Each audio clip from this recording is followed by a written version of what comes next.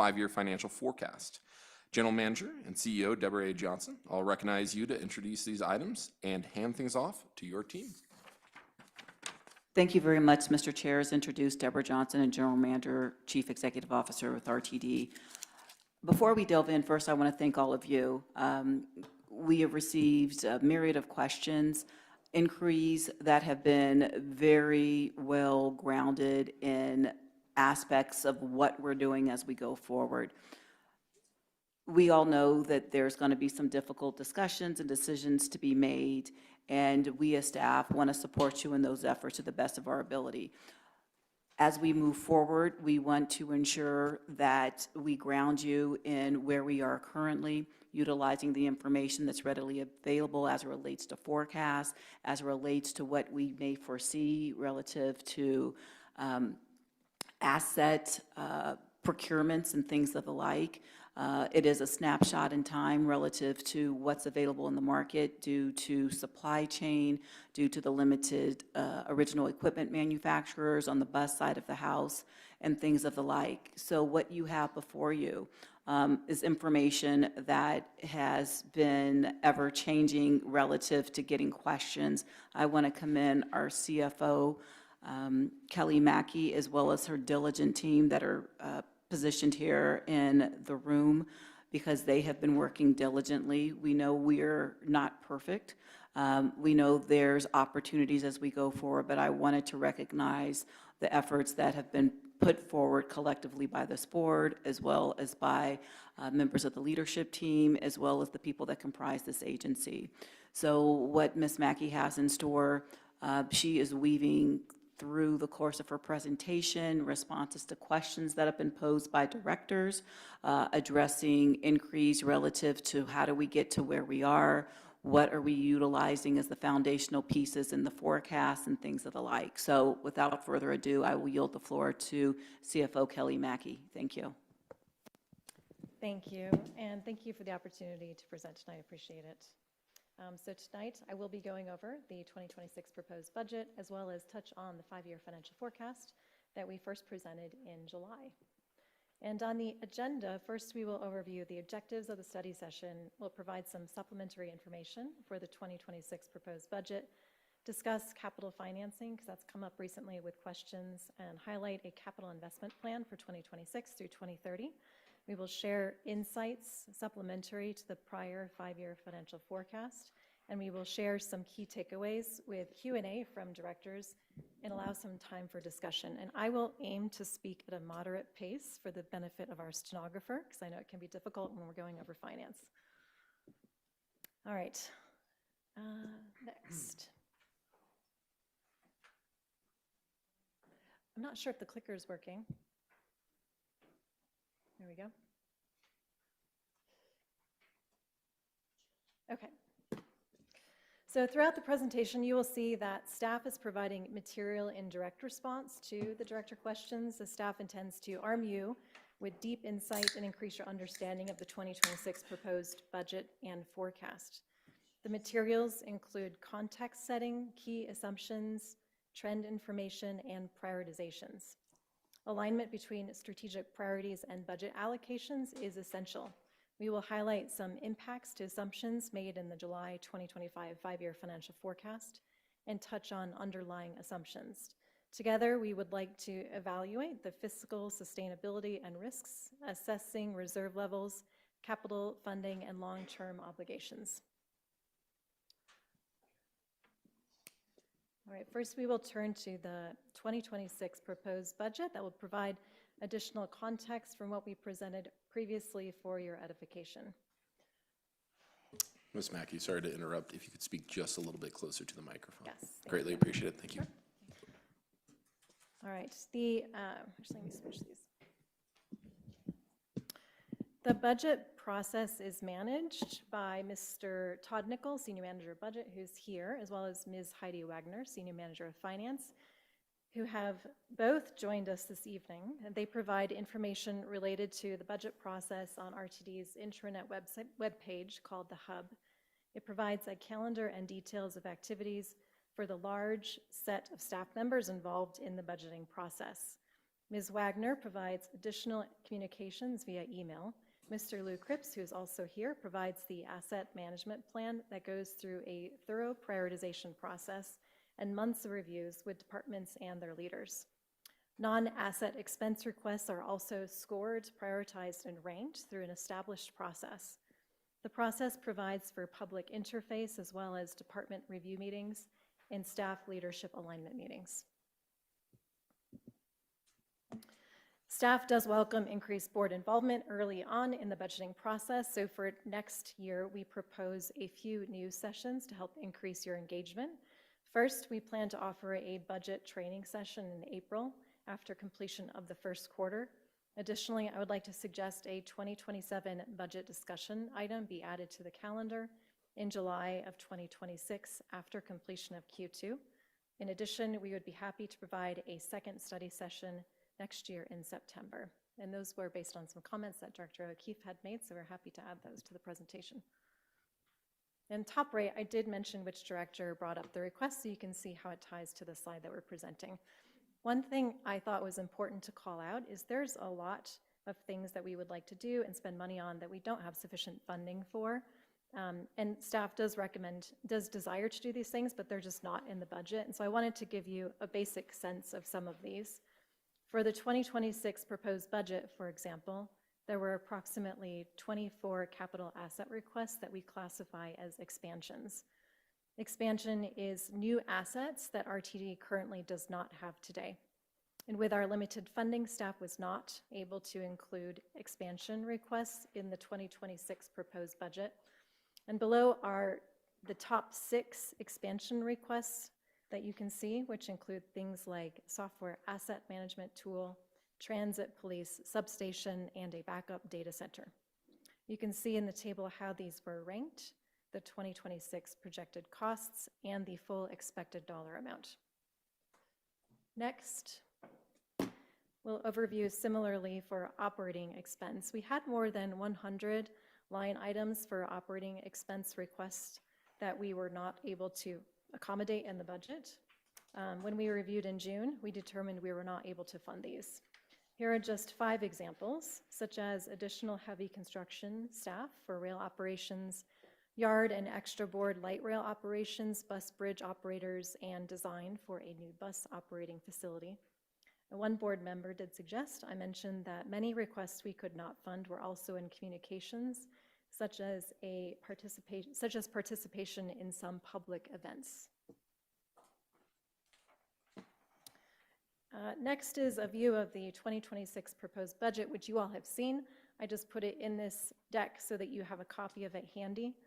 Note that operating expense here includes expense projects and excludes depreciation expense. A couple items that are typically completed toward the end of the year are determination of expense carry forwards from the prior year's budget and a review of incremental expense projects for existing assets. What this means is that some items not completed from the 2025 budget will be carried forward into the 2026 budget, such as in capital programs. And staff will share a view of these in early November with the board for review before the November Finance and Planning Committee meeting.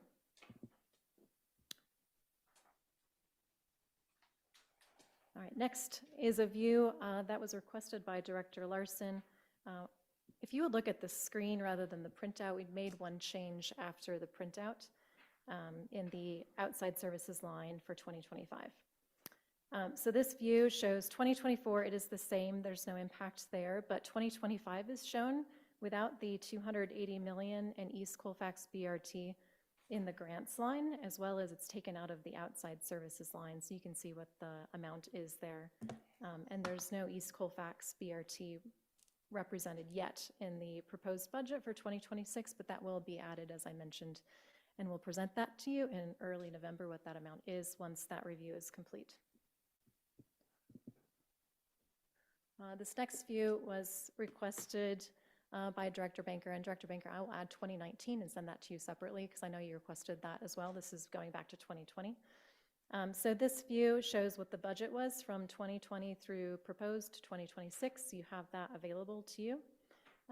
And you can see their steady increase in revenue, steady increase in operating expense. And I'll just skip forward to the next slide, which shows the actual amounts. And it's important to note that a lot of these are actually included in the annual comprehensive financial report that's available on RTD's website for you to take a look at. It's under Open Records, Financial Information, and Financial Reports. Page 112 and other pages show views of 2015 through 2024, so it goes back many, many years. And when we get requests from board members for information like this, we actually just pull the figures directly from the publicly available reports that are available, and they have much more information. So a lot of times if you're looking for information, it's actually available already on the website. It's in the annual comprehensive financial report. I'll also point out here that debt service is higher because of the inclusion of refinancing. It depends on how you want to look at it, but in the annual comprehensive financial report, it also shows what the financing proceeds were. So if you want to see the amount without the financing proceeds, it would be just subtracting that out.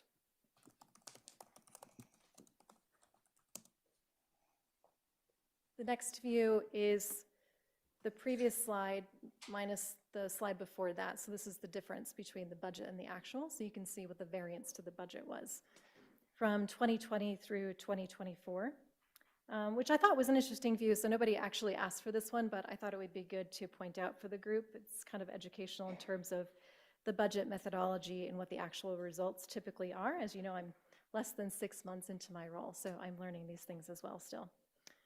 I will point out that sales and use tax over the past 5 years missed budget by $10 million on average. Grant revenue and other income exceeded budget by $80 million on average. Clearly in 2024, that was not the case, but in prior years, it was generally quite favorable. Operating expense was favorable by $102 million on average every year. I will point out that for 2026, we have tightened operating expense significantly in the 2026 proposed budget, so we don't expect to see that degree of variance between budget and actuals for 2026.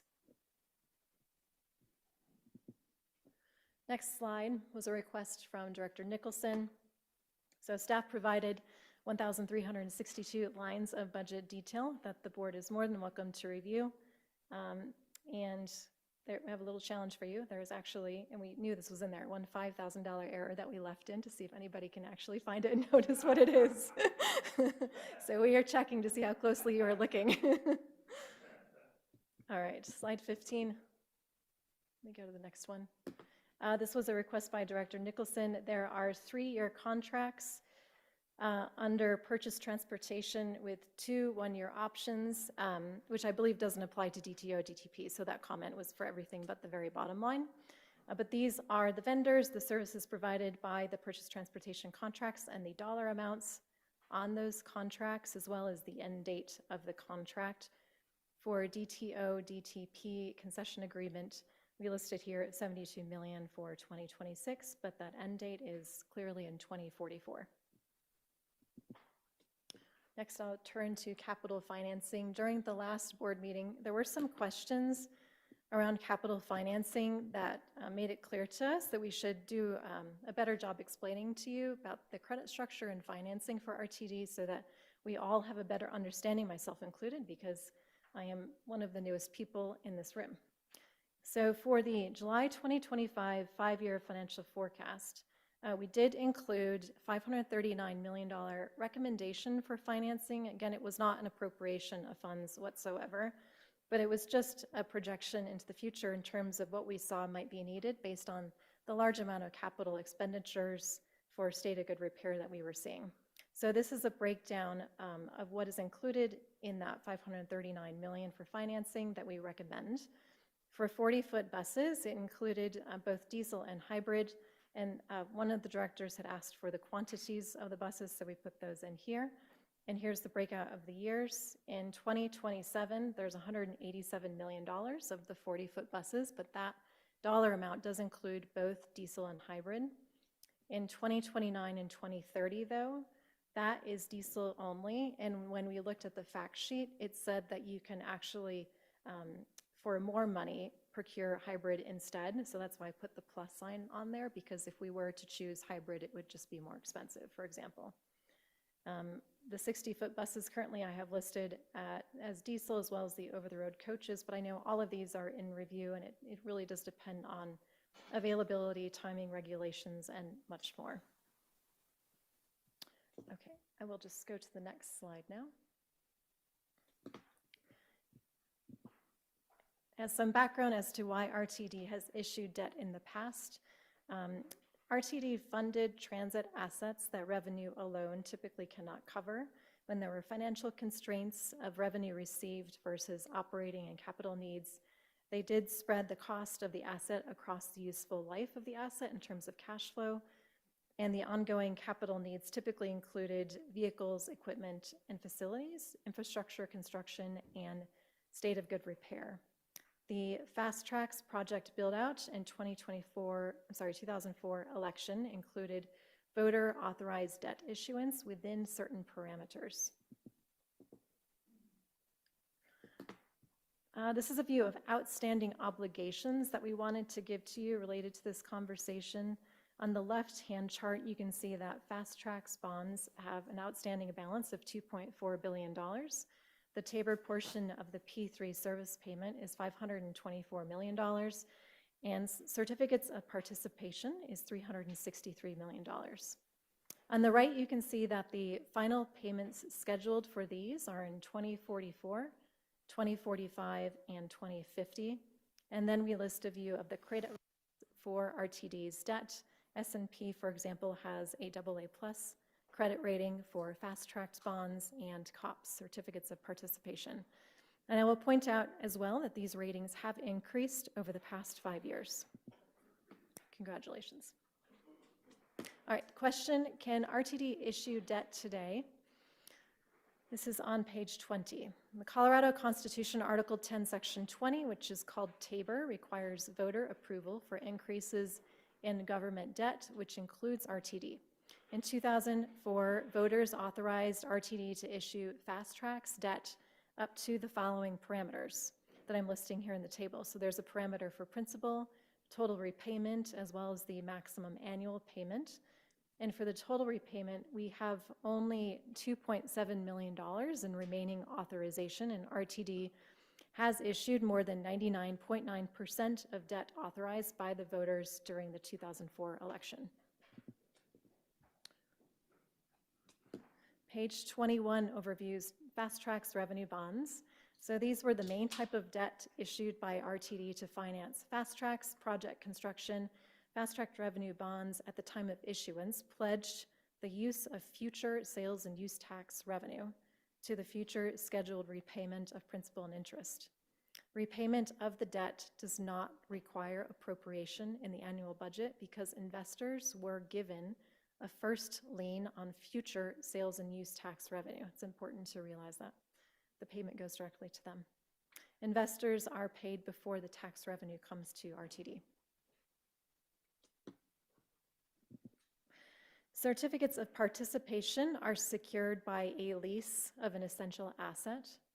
RTD historically used COPS as a financing tool to fund various essential base and Fast Tracks capital assets, but mainly buses and light rail vehicles.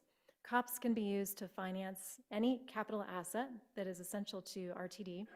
If RTD does not make the scheduled principal and interest payments, the leased assets, usually buses and light rail vehicles, will be forfeited by RTD. COPS will not be repaid unless the annual principal and interest payments are appropriated in RTD's annual budget. The requirement for annual appropriation is why COPS are not limited by Tabor. All right, next is, there was a question from Director Nicholson on how much can RTD borrow with COPS. So RTD's ability to finance capital assets with COPS is limited by its ability to repay the obligation. Obviously, the fiscal policy has the 1.2 net revenue coverage ratio, but if RTD borrows too much, some of the consequences could be difficulty maintaining operating expense, service levels, state of good repair, while repaying related principal and interest payments. Credit ratings may decrease, cost of future borrowings may increase, risk of forfeiting leased assets may rise, and investors may not participate in future COPS issuances. All right, this next slide overviews RTD's credit structure. And if you look at the chart on the right, it has essentially 3 columns for 3 revenue sources. The first one is the base sales tax of 60 basis points. Second column is fast track sales tax of 40 basis points. And then the third column is farebox and other revenue. You can see that the base sales tax bonds had a final maturity in December of 2024, and those were paid for by base sales tax. After that comes the fast track sales tax bonds, which can be paid by both base sales tax and fast track sales tax. Then following that is the Tabor portion of the service payment. So if you look at the left, it says Eagle P3 project service payment. So that's the gross revenue pledge of the base system sales tax and fast track sales tax after payment of the base system sales tax bonds and the fast track sales tax bonds. All of those items are pledged revenue payments. So below that is annually appropriated by the board payments, including RTD appropriated expenses, the non-Tabor portion of the service payment, which is parity with all operating expense and COPS. It includes COPS and capital leases and operations and maintenance. Operations and maintenance includes fast track system operations secured by all available revenues. Base system operations may not be subsidized by the 40 basis point fast track sales tax. We thought it would be good to also include here a listing of what is actually included in these fast tracks projects. It's not always clear, so this is what is considered fast tracks in terms of our credit structure, and everything else is base system. It's important to note that there is some light rail included as well in the base system. This chart displays RTD's debt service obligations. These obligations include revenue bonds, lease purchase agreements, also known as COPS, and other multi-year obligations. The other obligations include RTD's public-private partnership P3 concessionaire agreement, which financed the design and construction of the Eagle project. And this chart provides debt service information and shows the different components by type of obligation, the fund, if it's base system versus fast tracks, and the interest and principal paid. All obligations have fixed interest rates and terms and are not subject to acceleration.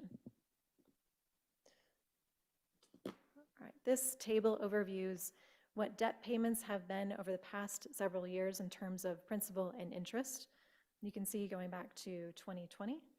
In 2021, principal was paid down in the amount of $896 million, while new debt was $835 million. The majority of the paydown was due to refinancing. As debt payments have declined, operating expense has increased. All right, so for the next section, I will go over the capital investment plan, and you should have a copy of that in front of you. I do want to mention that there is a dashboard available to you. It's an 11-year asset management plan dashboard, and I assume this presentation will be sent out. There's a link on this slide to the dashboard. This was provided by my predecessor, Doug McLeod, that you are welcome to use. And I would just note that this excludes the known unknown. So when I joined RTD, I learned that we had a fantastic asset management plan, but there were some things not in inventory that were essentially not included. And so the team immediately started digging in the month of June to let me know what their estimates of those were. Those are not included in here.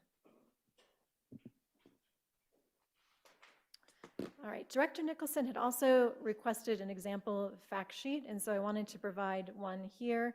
This is the 2027 40-foot bus replacement fact sheet as an example.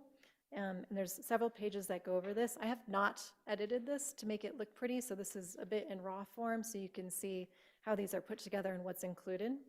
This one was completed in March of 2025 to request 224 of these 40-foot bus replacements in 2027 for $187 million. It does note that the ratio of purchasing diesel versus hybrid is ongoing, and page 1 provides an overall description and additional information in the attachments. Page 2 overviews the estimated useful life and department and agency strategy. 40-foot buses have a 14-year estimated useful life with a 2-year offset for procurement commencing at the 12-year mark. Page 3 of the fact sheet overviews options and alternatives, including implications of not renewing the 14-year aging fleet that you may want to review. It discusses the projected cost increase of not renewing the fleet, including increased maintenance costs such as increased engine and transmission replacements, as well as potential downtime of vehicles that could result in loss of service to customers.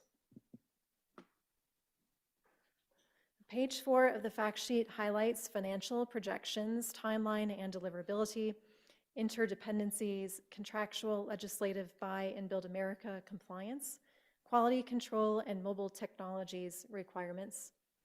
Bus operations reflects an option of 174 diesel and 50 hybrid buses. Note that hybrid costs approximately 66% more.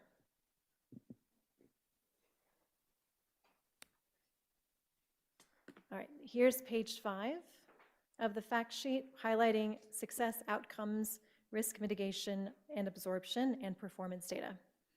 Severity level 3, as we've noted here, is reflective of a severe risk of increased cost to maintain and the risk of not providing adequate vehicles for customers. Probability level B is for increased downtime with costly repairs and major component failure. Page 6 includes cost per mile information in a more detailed attachment, evaluation of impact to equitable transit access, and other items as well. I wanted to mention that there is a transit asset management plan that the team put together in late 2024 and produced in early 2025. It's very comprehensive. It's 74 pages long. It overviews the asset management policy, it has an asset overview, it includes capital investment decision processes, a prioritized investment list, and capabilities for improving asset management, as well as an evaluation plan. The team is working on the next version right now, and they do plan to produce it in early 2026. In the interim, though, we did want to make this next item available to you, so this is what you have in front of you, the capital investment plan. So we created this as supplementary information for you to review. It shares more information in an external-facing format about the validated asset management plan, 67-page document, and it was used to develop the July 2025 5-year financial forecast.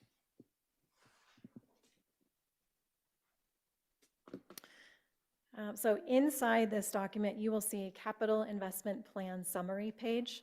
The transit asset management plan and supporting policies are included as a summary. There's a summary of the asset management policy. There's an FTA view on the RTD asset management state, as well as the 2026 through 2030 validated asset management plan information. It includes descriptions of the 2026 capital expenditures that are at least $2 million, so you can review that. It also, just note, it excludes carry forwards, as those are still in review, carry forwards from the 2025 budget, and we will be sharing those in early November. All right, now I have one particular slide on the 5-year financial forecast, but a lot of this does go into detail about the 5-year financial forecast in various sections of this presentation. But I did want to mention, you have seen this table on the right. I wanted to call out that since we produced this first in July, the sales and use tax revenue forecast did decline by $90 million for 2026 through 2030 by University of Colorado Leeds School of Business. And the 2026 proposed budget operating expense with expense projects increased $69 million over what's shown here as $840 million to maintain service with a balanced budget. We essentially were not able to get down to this target figure, which was the number we were hoping to be able to get to in order to create a balanced budget, and so therefore we're proposing a defeasance, a prepayment of debt. All right, some key takeaways I wanted to call out. The 2026 proposed budget includes what was posted on October 10th, includes the following as no short-term debt issuance, has the $57 million prepayment or defeasance of 2026 obligations to benefit RTD if we do execute this by December 31 of this year. It includes $20 million in debt financing through COPS for cutaway vehicles used for paratransit and flex ride services. And it includes no change to the Fast Track's internal savings account of $182 million. The July 2025 five-year financial forecast, which obviously if I was to redo it today, it would be quite different. It was done before the following. It was done before the 90 million reduction in sales and use tax forecast from University of Colorado in September. And it was also before we had 71 million higher operating expense in the 2026 proposed budget.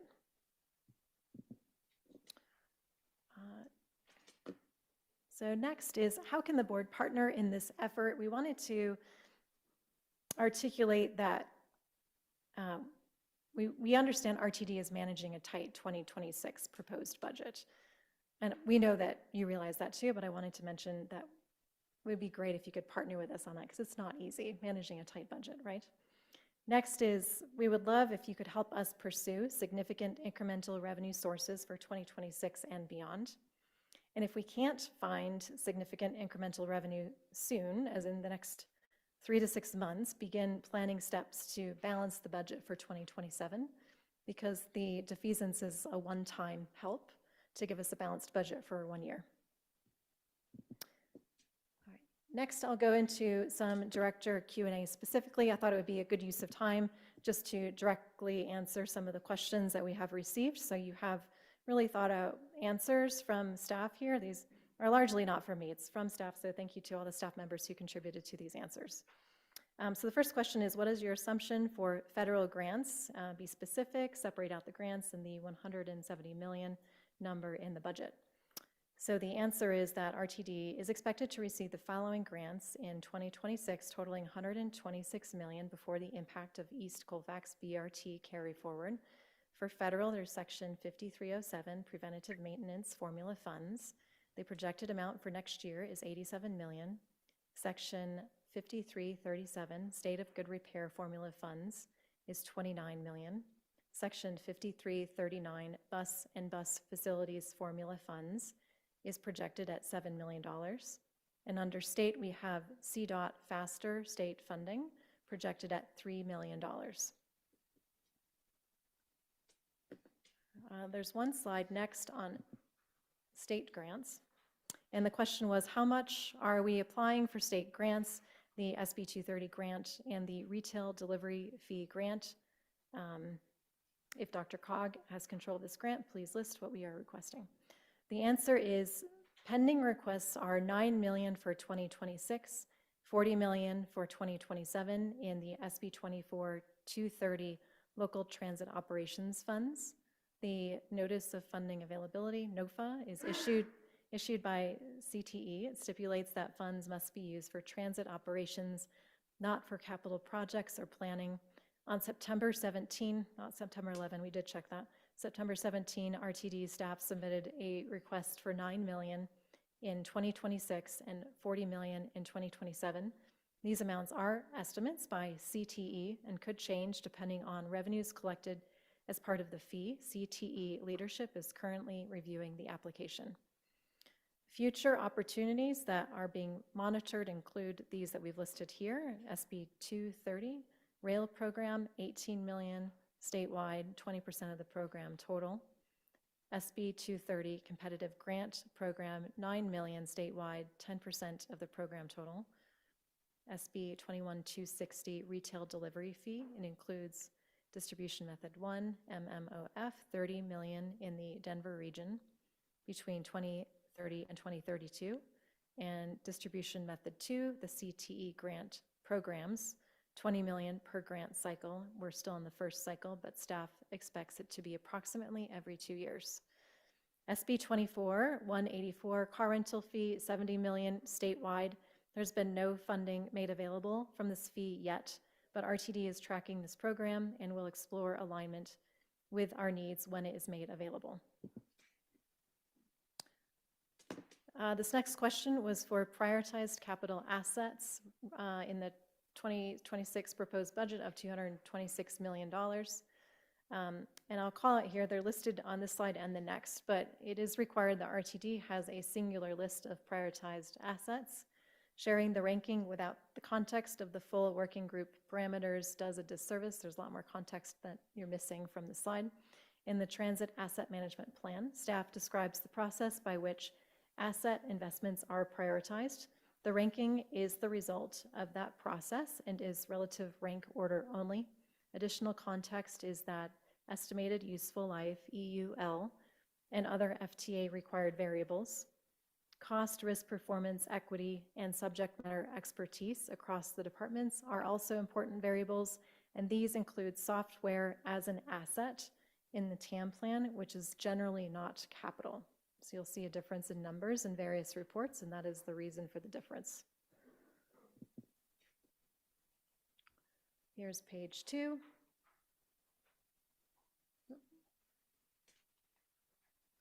Okay, I'm going to page 49 now.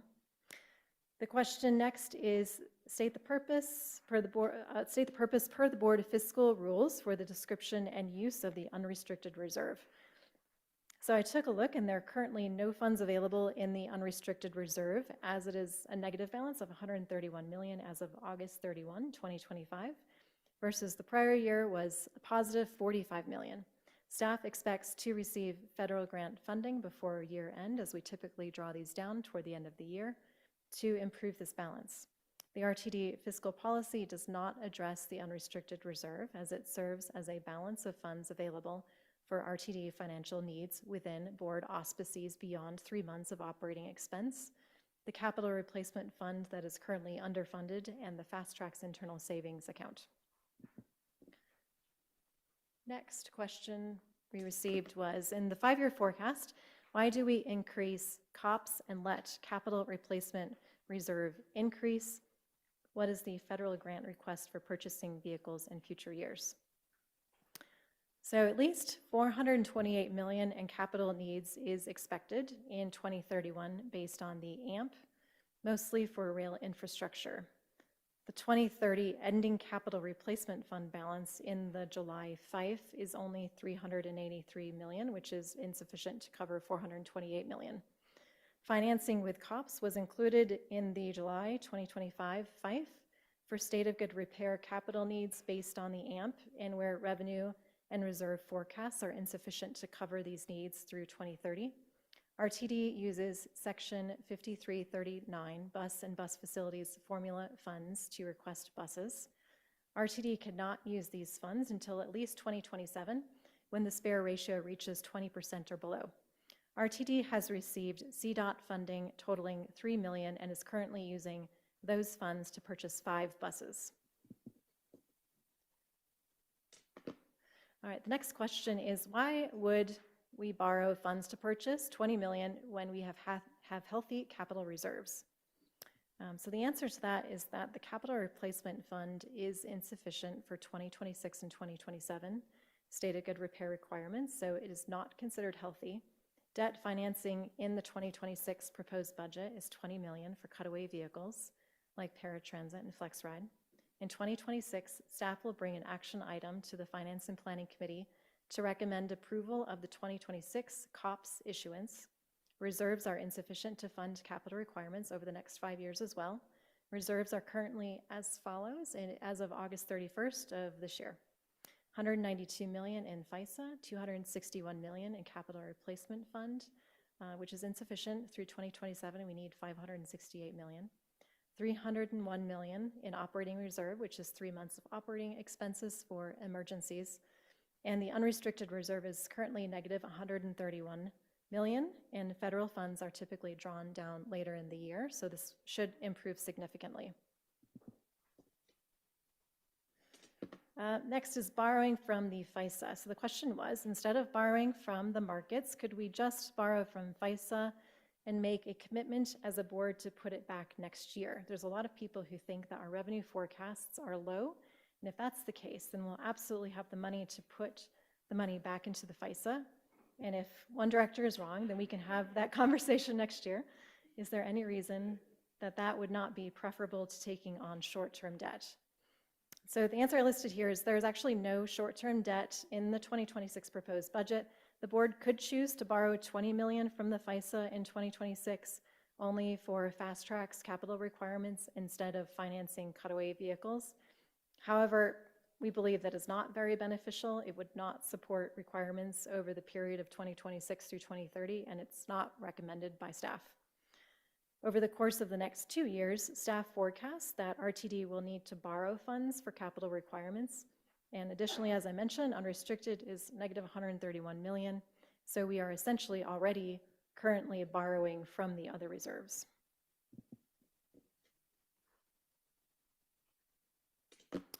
There was a question on what is the 3-year ridership plan? This one's a little tricky. Staff projects anticipated utilization each year based on prior year's seasonally adjusted boardings to inform budget development. RTD's strategic initiatives are designed to increase transit utilization, enhance public trust, build better RTD, service excellence, and customer and community connections.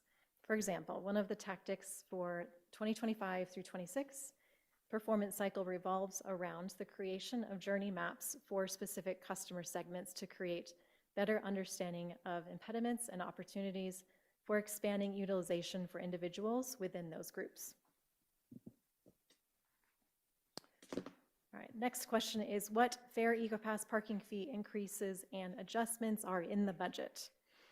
The answer is that a system-wide fare study and equity analysis concluded in 2023 and resulted in the current board-adopted fare structure, which was implemented in January of 2024.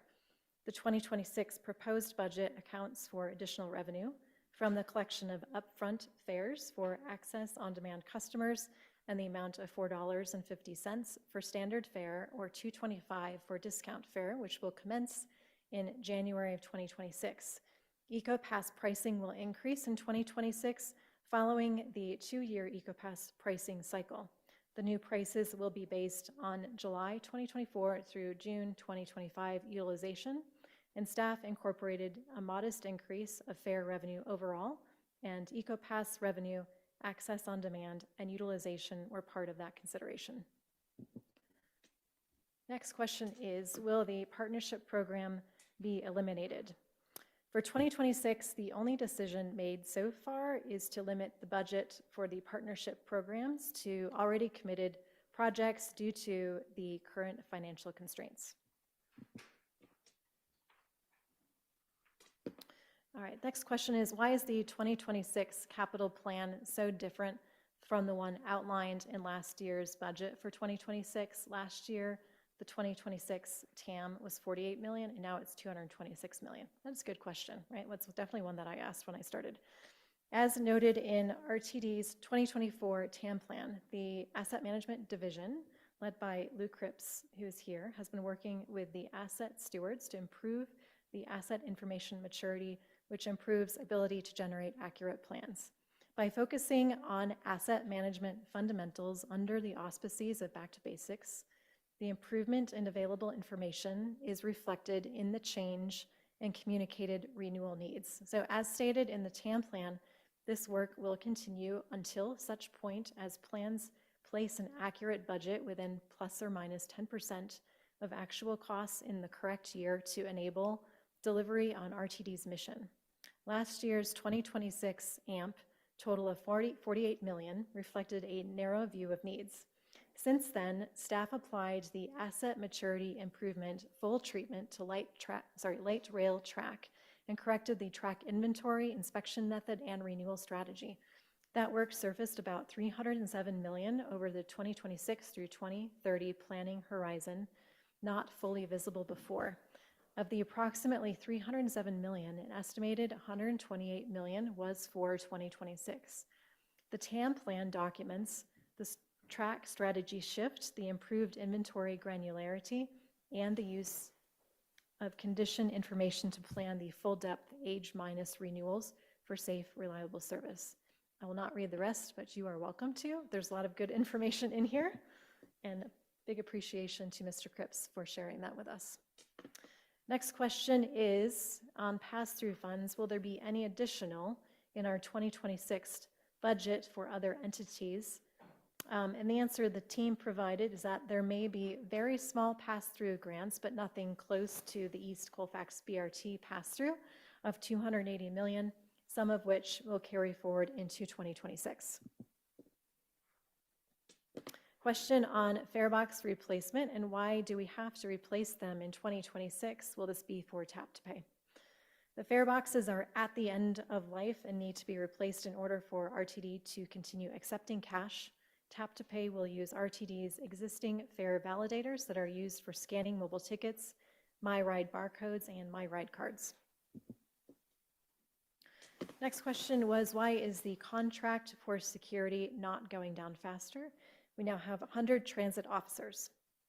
So the answer is that the security contract hours were reduced in 2025. While there is a minimal reduction in 2026 hours, these are offset by the budgeted rate increase of 5% beginning in July. This budget also includes the second crew member for commuter rail operations. Next question was, why are services decreasing 64% in the capital program budget on page 76? The answer is that the 2026 proposed budget does not yet include expense project carry forwards or incremental expense projects for existing assets included in the July 2025 FIFE through the AMP. This is true for all department budgets, but is most impactful to capital programs and planning. And we will provide a view of that for you in early November when it's concluded. The next question is, what is the difference in purchased transportation and services in the paratransit budget on page 84 of the budget book? And the answer is that purchased transportation includes Access-a-Ride contracts. Services include the contracts for access on demand, ADA assessment eligibility, and the ADA call center. I will not read all of this next one either, but there were some questions around, this is from Director Larson, thank you for the question. It was around, why have we not been able to restore service at 100% of pre-COVID levels? Have they been able to increase revenues at a greater rate somehow? I think that was referring to other transit organizations. Have they been able to somehow achieve a slower level of cost growth, et cetera? And so some of the answers to that, I'll just high level. So the transit utilization and demand varies within specific metropolitan areas for a wide variety of reasons.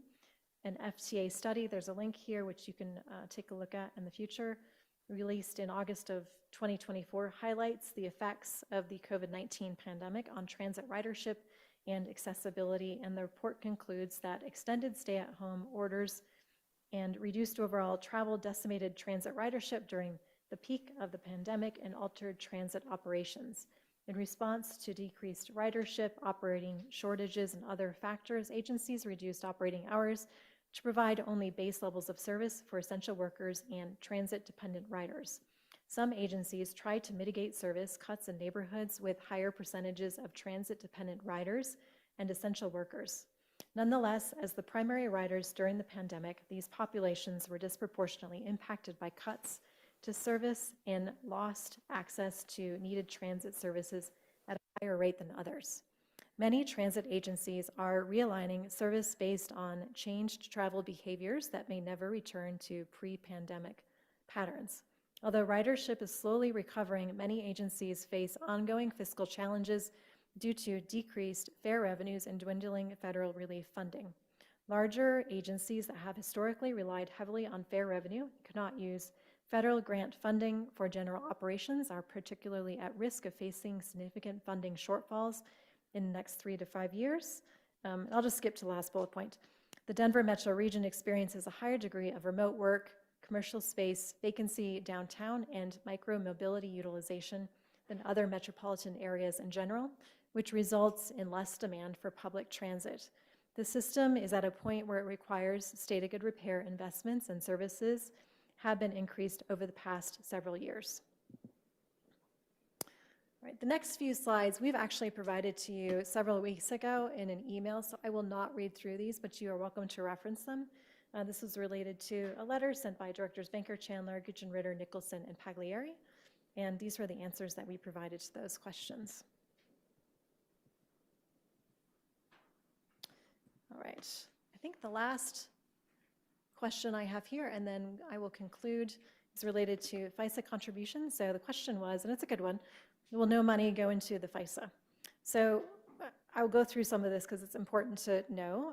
So historically, staff did contribute about $20 million annually to the FISA from the Fast Track system and paid for a portion of the paratransit service. Fast Tracks does not have sufficient revenue to continue that practice on an ongoing basis without a subsidy. For 2030, there was a forecasted only $800,000 unrestricted reserve remaining. If staff were to contribute to FISA on an annual basis in 28 through 30, then the base system would need to subsidize Fast Tracks to maintain an unrestricted reserve above $0. This would result in lower reserves in the base system and potentially additional debt issuance. I will not read through the rest, but that concludes my comments overall. I think there was one other question I'll point out that I received on, if you look at the budget book for 2026 for the proposed budget compared to the adopted 2025 budget, the line items in the budgets where you might think they would be the same in the categories, but the numbers are slightly different, then they both reflect 2025.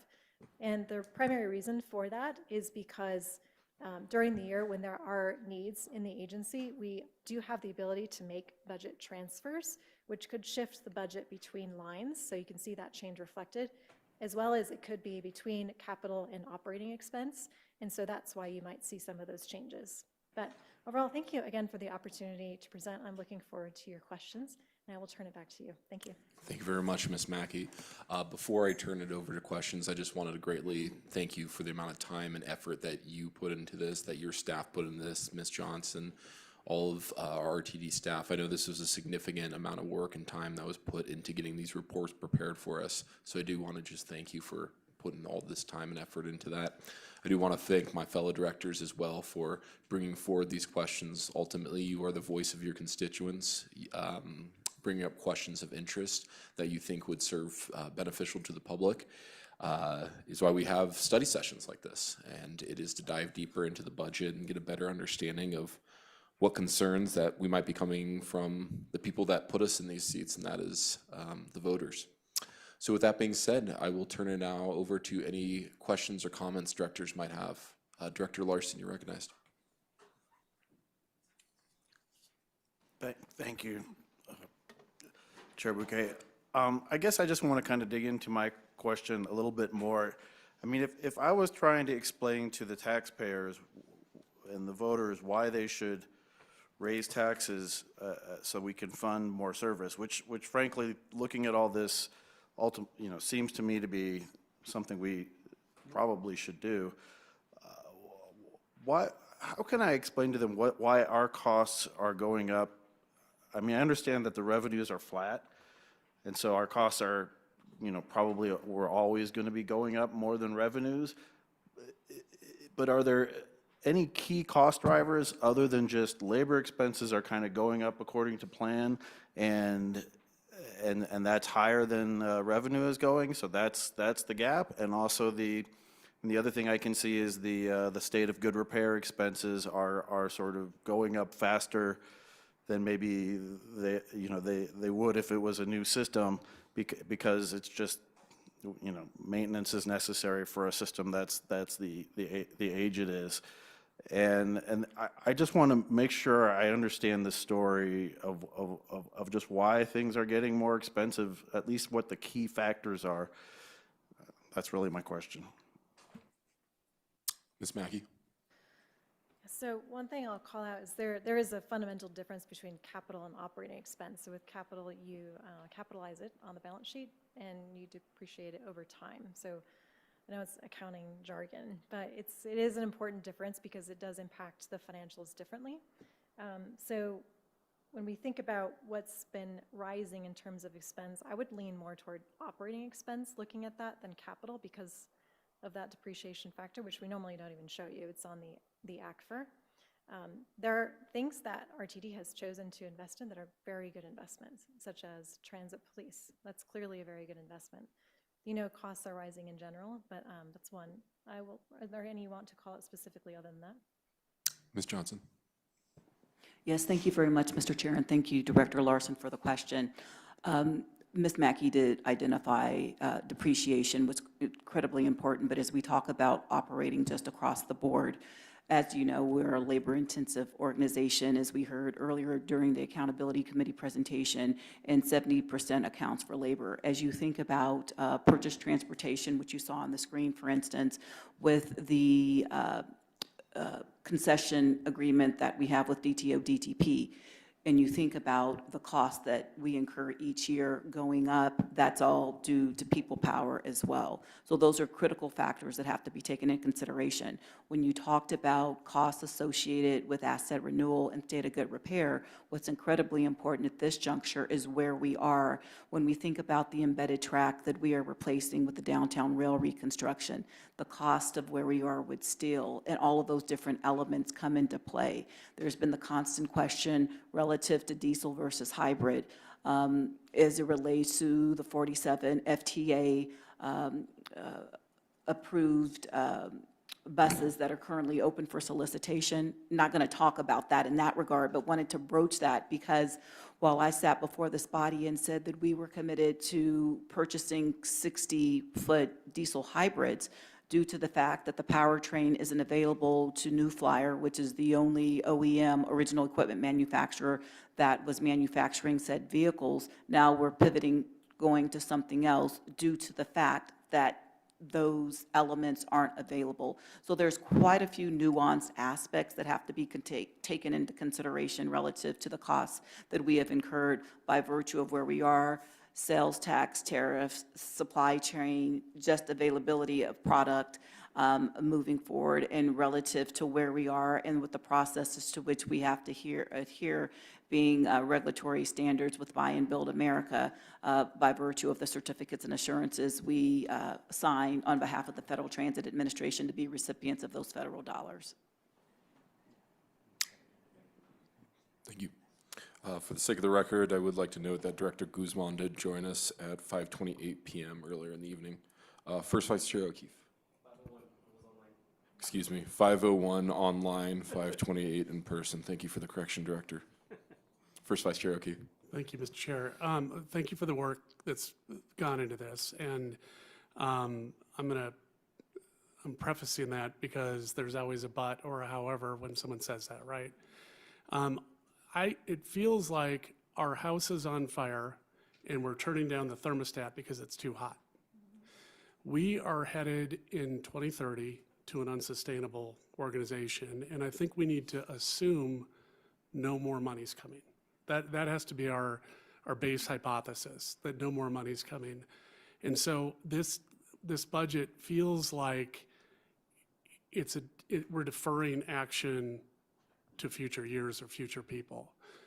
I can tell you right now, I venture a pretty strong guess that District H would not vote for increased taxes down the road. And the thing that I want to highlight is just as evidence to this is the single most popular thing is the partnership program. It's less than 0.3% of our spending, and it is the thing that is engaging 100,000 people in Highlands Ranch right now. And if we want to believe that we don't need those voters and we don't need that tax money going forward, I think that's a dangerous assumption. So I will tell you right now, I'm a hard no on the budget if it does not have at least $10 million for the partnership program. Secondly, I think we need to start positioning our non-frontline staffing levels for the money that we're going to have in 2030. It is brutal when you do this in a rush. I sadly have worked for a company that is not around anymore, and we were slow to moving to that, and it's horrible on the people because then everybody's job is at risk, and it's horrible on the culture, and it'll be horrible for our reputation. So I think we need to take a strong look at our staffing levels in corporate right now and start positioning for the money that we have going forward. I'm nervous about our grant assumptions, both from the federal government and the state government. I know you got to go with what's in front of us. I'm not telling you to make up numbers, but I think we can risk assign whether or not that federal money is, I mean, to the extent we got financial problems, they got a $35 trillion debt, and that is coming due at some point. And I'm afraid transit spending with a lot of other popular programs are going to be what gets hit first. I mean, you can kind of do the math. Social Security, Medicare, interest on debt, defense, Medicaid, that becomes the entire budget almost within this planning cycle. So I think we need to also change our trajectory on assumptions with those. This is not directed at you. I can't get the state level people to focus enough that cheap oil will amount to less money coming in the severance tax. Right now, we're looking at a $40, $45 barrel of oil. That is going to put up a goose egg on revenue for new revenue in oil and gas. And so they keep throwing that out that that's available. Maybe. I think our planning needs to be risk adjusted for that. This is a little bit of a reach, but I've noticed a lot of helpful comments from our friends in the state legislature about do better, be better. The single greatest thing that another government could do for us to help our ridership and our revenue is bring people back to office. And I think we need to communicate directly to the state legislators that their lack of accountability to bring people back to the office has X dollar impact on our budget. We can extrapolate that out. I know we can. 1,000 people come back into office, and it amounts to 100 more people taking transit. And I think we need to put that back on them as something they can do to help us immediately. Same thing is true for Denver. I will commend the mayor for pushing this issue. I think he's pushing as hard as he can. But I think we need to be very direct in this. Our system was built for a downtown that doesn't exist anymore. And governments are contributing to that gap. And I think we need to give them a number that they could change if they choose to. If they don't, then frankly, they own that gap. There's nothing we can do to close that gap. We can't make, state government officials come back to work. The legislature and the governor can, and that would help our transit system immensely.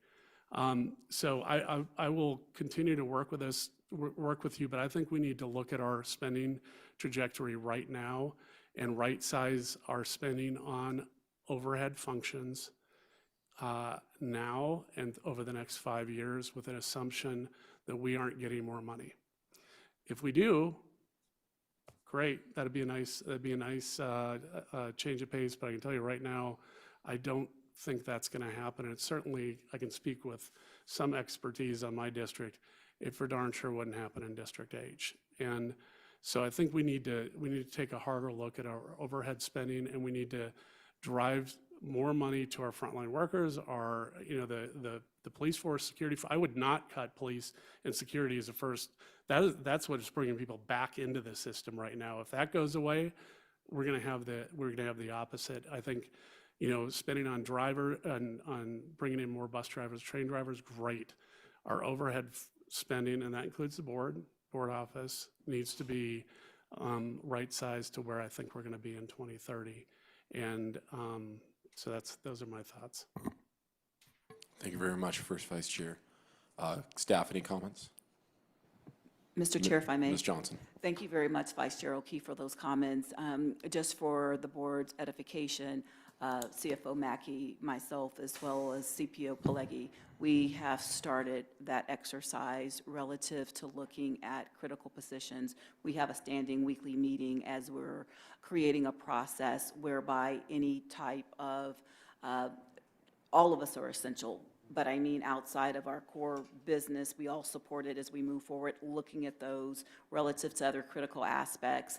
The team is aware, and correspondence has been disseminated throughout the organization, recognizing that process, because we do know it's incredibly important that we look at that first and foremost. Moreover, I am stretching a little bit, but I am going to share this as well as it relates to certain elements relative to how we deliver our services, looking at planned and scheduled overtime. We know that's critically important, but ascertaining certain elements around how much time pursuant to a manufacturer's recommendation to repair something, and structuring that in such a way where we can budget those hours for the benefit of optimization, yielding a return in reference to the hours worked with certain aspects of a job. Okay, thank you. And I know you can look at prolonging asset life. That's certainly a lever we can pull. One of the things that Deborah Ms. Johnson should get credit for is fixing our asset management gap. And so I don't want to go back into a hole on asset management. That's just deferring a problem into the future. We don't have a lot of levers to pull, and unfortunately, one of them is spending on our corporate functions, and that is a horrible position to be in. We are in a horrible position. It's coming in 2030. It's 2026 in 2 months. It is coming fast, and so I think we need to just confront that reality right now, and hopefully it turns out differently. But I don't think we should plan for an outcome that doesn't look probable right now. Thanks.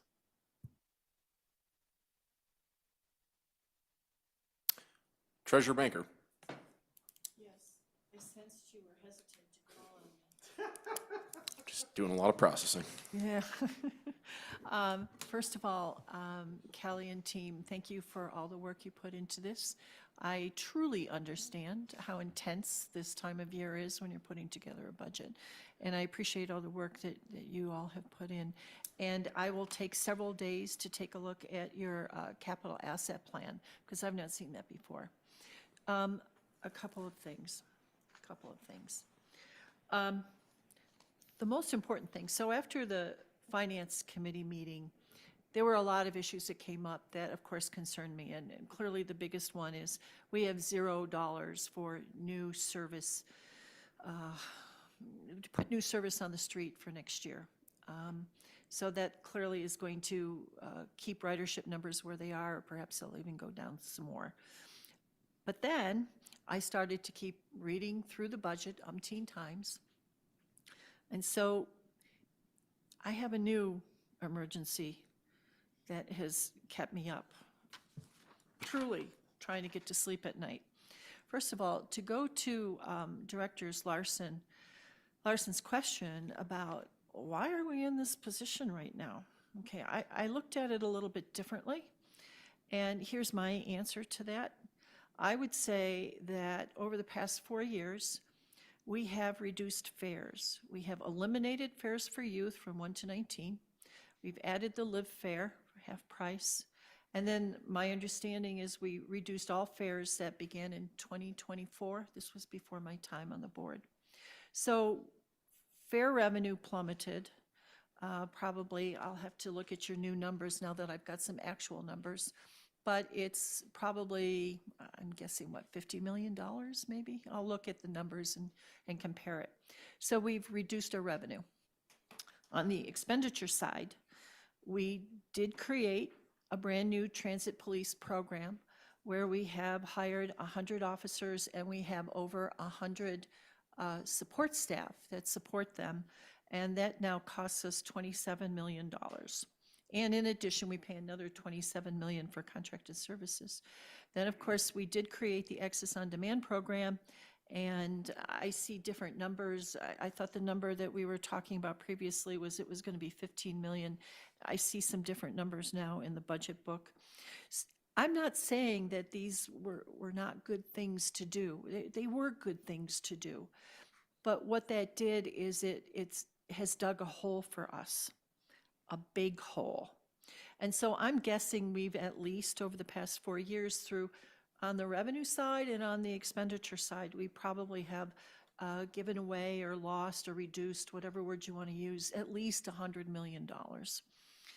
And so then I went to the one table in the budget book that pulls together revenue, expenditures, and ending balance.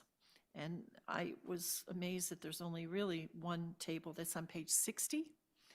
And then I started to look at all those numbers for 2026, all that category, revenue, expenditure, ending balance, and I see we are short $125 million. That's a deficit that we're going to have. And that does not even include the $75 million that you're taking from other reserves. So to me, that says our revenue is way off from what our expenditures are.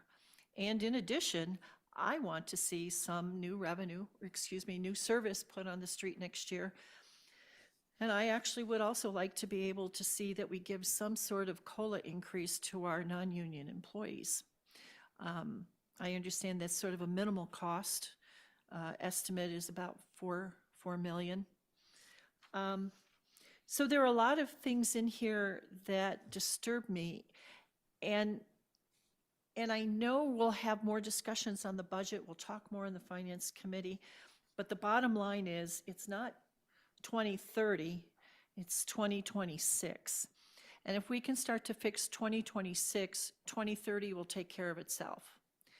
But we definitely have to start looking at every single line item here, including revenue. So I agree with what Director O'Keefe has said, and probably put an exclamation point under it, because when I look at whether or not we can balance our budget, basic balancing our budget, we can't do it. So we're going to have to come up with something. And again, you know, there's a lot of ideas out there. I think at some point, I don't know if you want to do it tonight or if you want to do it another time, but do some brainstorming as to how in the world we're going to come up with, raise our revenue, reduce some of our expenditures, but still provide some new service so that we can serve our customers, because that's our mission. So that's the one comment that I have, that truly that deficit is scary. And the only reason we're not in real trouble right now is because we have some very, very, very healthy balances. I have other comments, but quite frankly, that's the most important thing that I can think of to talk about. There are, like I said, I've got a number, I'm only up to idea number 14 as to how we can come up with a little bit of revenue and cut some expenditures, but I won't go through and bore everybody tonight, although I could if you wanted me to.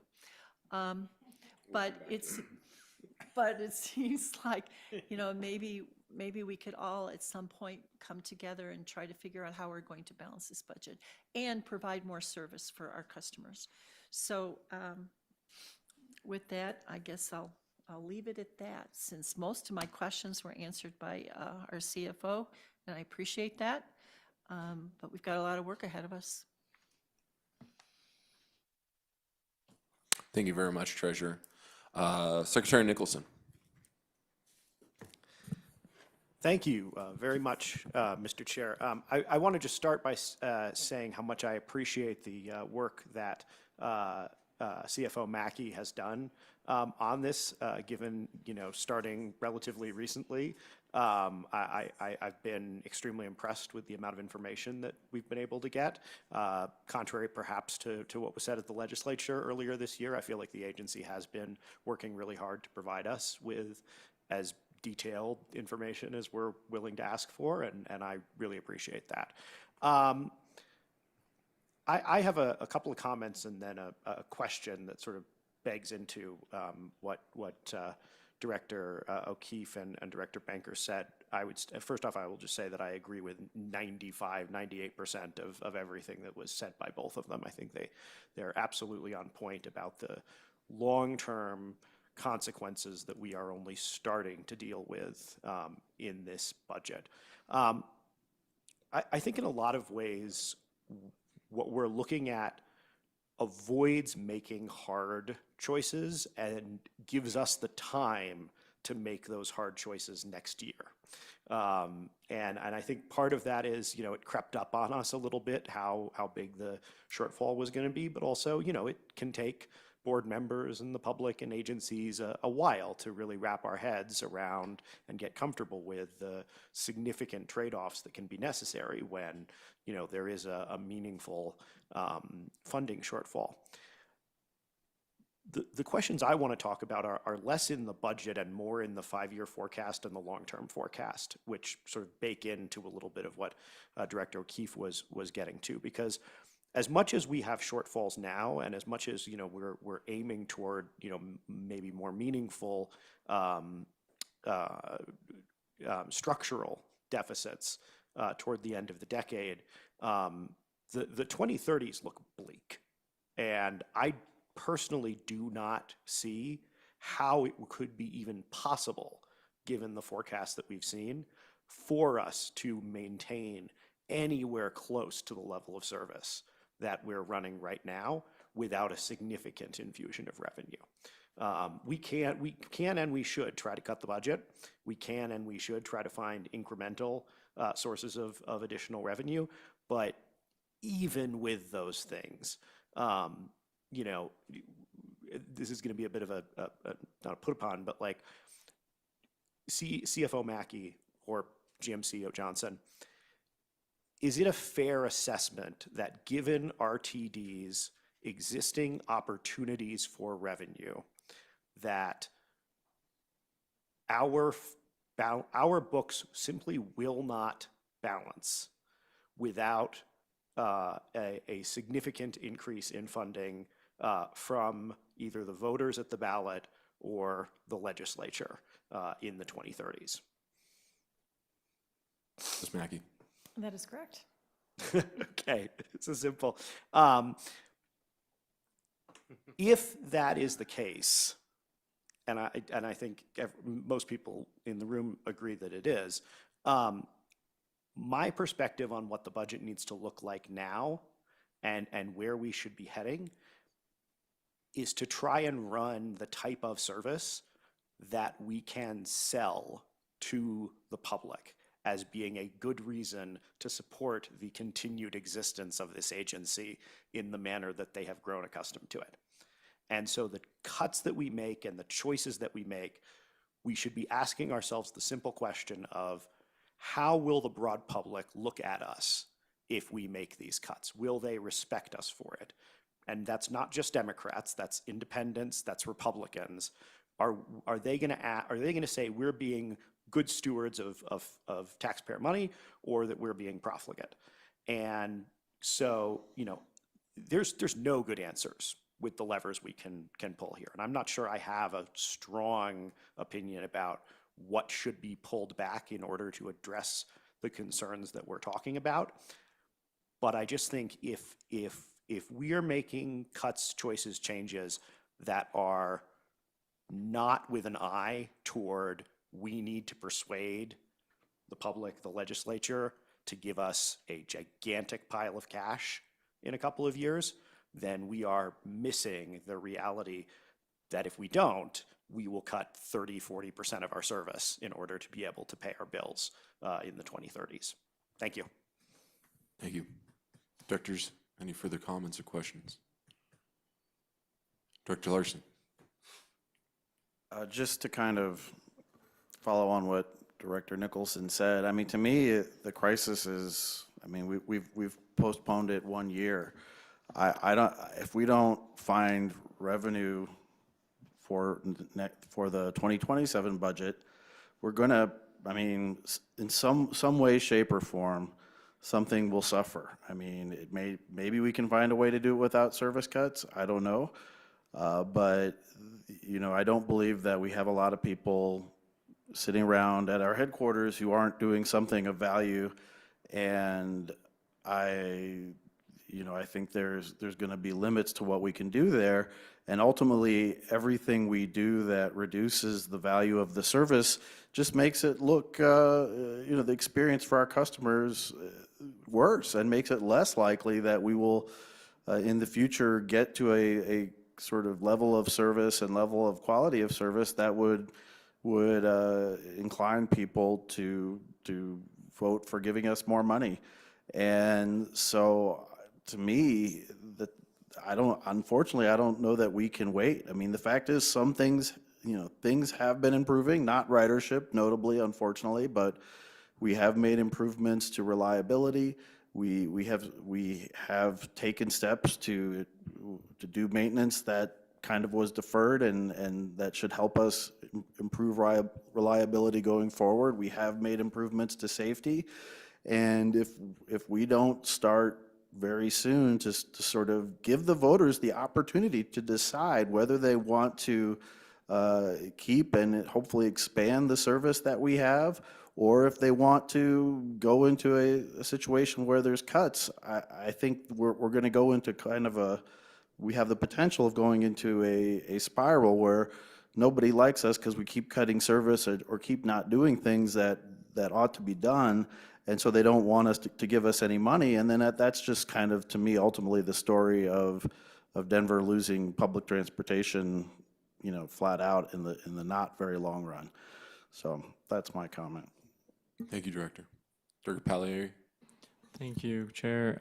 This is Director Pagliari. I have one small recommendation going off of what Director Larson and Director Nicholson, a little bit what all of us said tonight. We should probably be looking at Utah Transit Authority's playbook. They've raised funds in a very deeply red state by really focusing on the economic value that transit brings. More fiscally minded conservatives, or fiscally minded constituents, not conservatives, might be interested to know that according to APTA, I think over $4 comes back to the economy for every dollar put in by transit. So some back of the napkin math, RTD is contributing $5 billion to Denver's economy, and that is extremely significant. So if we cut service by 20%, that's $1 billion that the city loses. So just some recommendations to perhaps help us find ways to tell our fellow politicians that. Thank you. Thank you very much. Ms. Johnson? Yes, thank you very much, Mr. Chair, and thank you, Director Pagliari, for that comment. We are in the process of working on the economic impact report going forward. One thing that's incredibly important, we started down this path whereby we wanted to partner with a higher institution of learning, considering that it's an activity center within our service area. And where's my lifeline?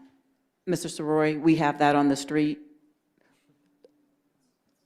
It's close, okay, it's close. So what I'm saying is, so basically we are looking at a scope to put that out as we partner so we can tell our story about the economic value that we bring, not only regionally, statewide, but relative to the country as a whole. We do recognize a lot of people come into Denver and there's indirect benefits to people visiting this area that yield a return to RTD.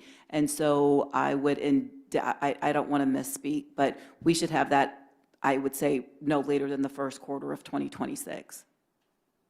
Okay, thank you. Director Nicholson? Thank you very much, Mr. Chair.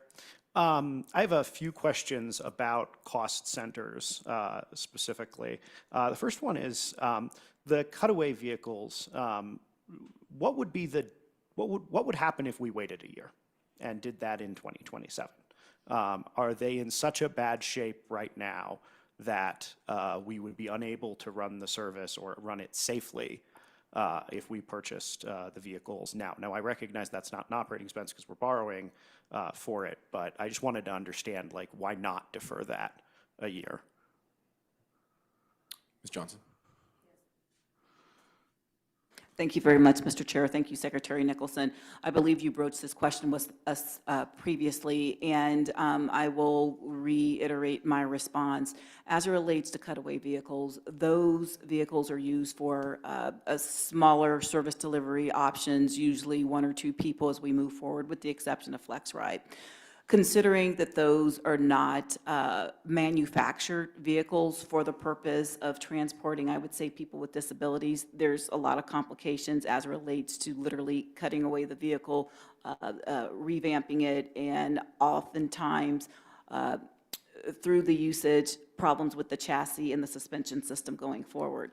We have approached the end of useful life. When you think about the demographic that we traditionally carry with cutaways, it does not make for a very good customer experience.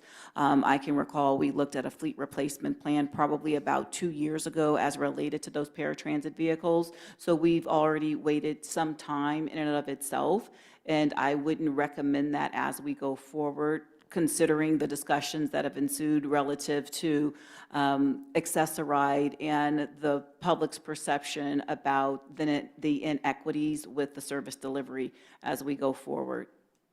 Okay. So that's first question.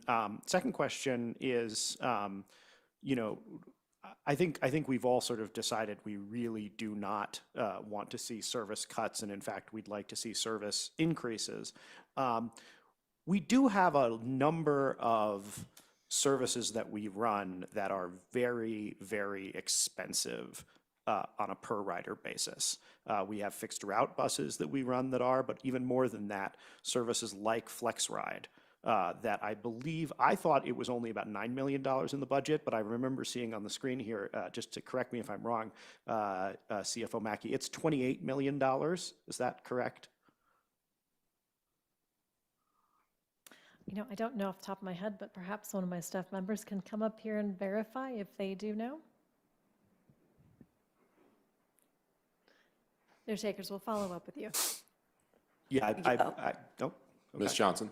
I was just going to ask for clarification. You're talking about the cost per boarding, and are we talking about contracted service, or perhaps Ms. Wegner? She's trying to pull up information. Just wanted you to clarify what you're actually seeking.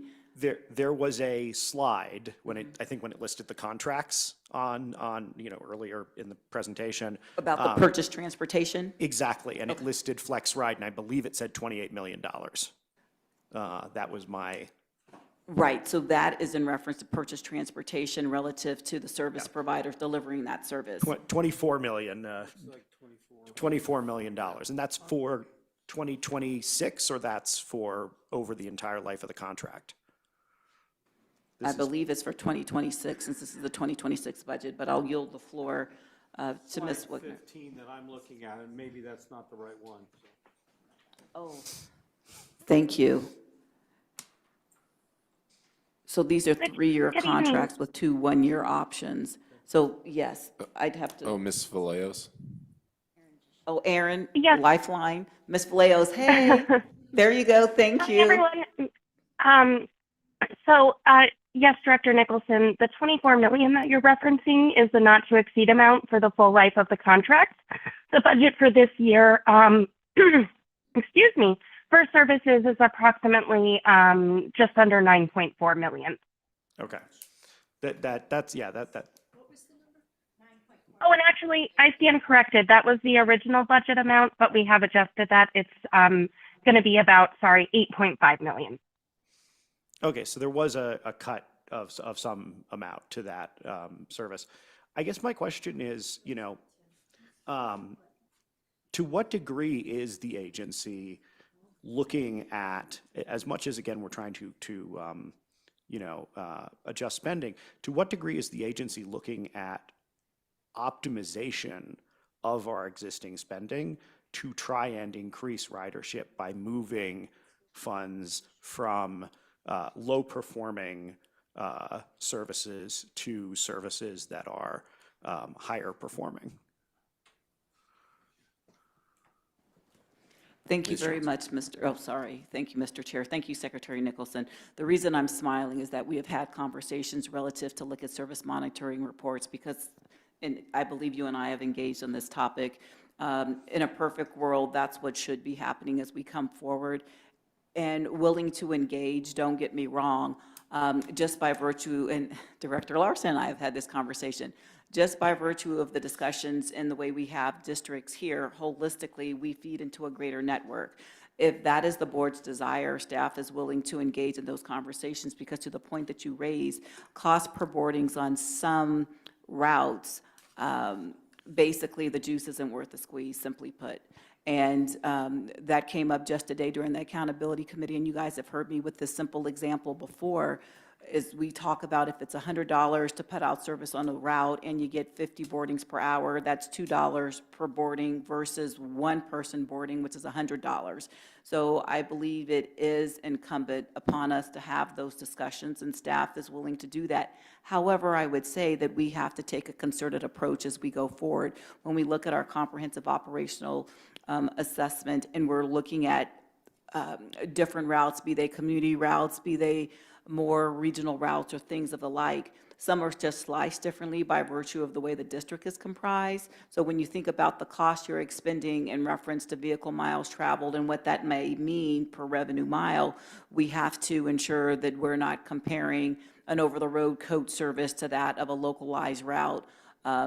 I would believe that we would look at all localized routes in a holistic fashion to see which may not be yielding that return on investment versus regional routes versus, you know, a short line route somewhere else. So I know I'm sort of dancing around this, but it's not my intent. But we need to have a holistic approach as opposed to just looking at something, a snapshot in time, saying this isn't yielding a return on investment. We can work towards that, and that's the conversation that ensued over the summer.